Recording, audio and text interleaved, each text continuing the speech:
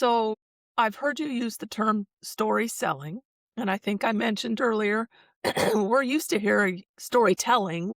So what's happening when you're using the word story selling? Like what is it that people are actually taking in?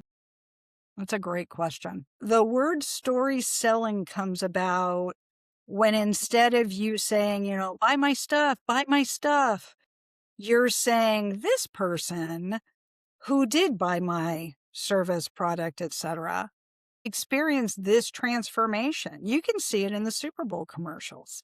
You can see them clearly showing how this worked for an athlete or for a client or for a child or whatever their particular product is or their service is, you can see it clearly. And I think there's one that talks about Copilot, and it's got two football coaches looking for a particular football position, and they're typing in really quick who has a run time under this amount, and it narrows down, and then who has this and it narrows down, and you are watching it work in action.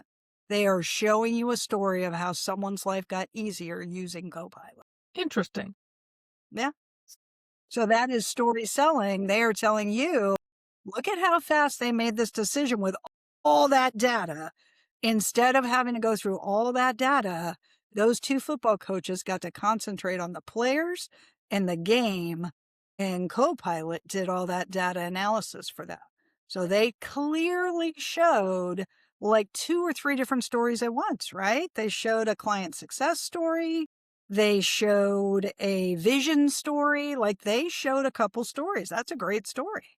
You've worked with several clients, and can you just share how, like, just maybe one of the clients, how that has be the ability to do story selling, how that has shifted or changed for them? The story that actually started this business, I worked for an accounting firm for probably more than a decade, right around then. And these partners were amazing. And so there was a Tax Cuts Jobs Act that came out in like 2018, and there was something in there. They had a client who did a whole bunch of real estate. A statute changed how they could write off their repairs to all that real estate. One of my partners went back with that client, two tax returns filed right then and there, saved that client, it reapplied that statute over their last 2-year returns, and they got a refund of $948,000. And that was immediate. That was not, virtual dollars. That was actual dollars. And that's exciting stuff, right? You would think that would be amazing.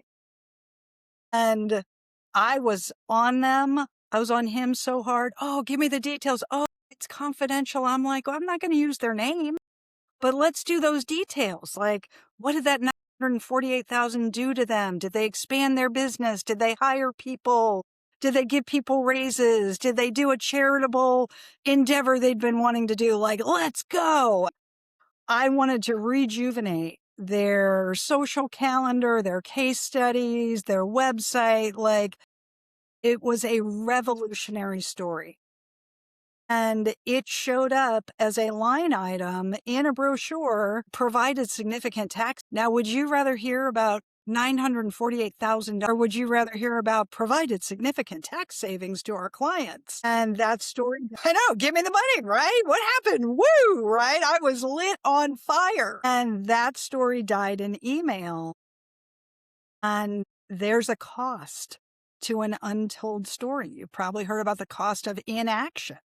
Mhm. It's nothing shows that as well as a story that should be told that is not told, because you are not giving people the opportunity to find you, see your clear value,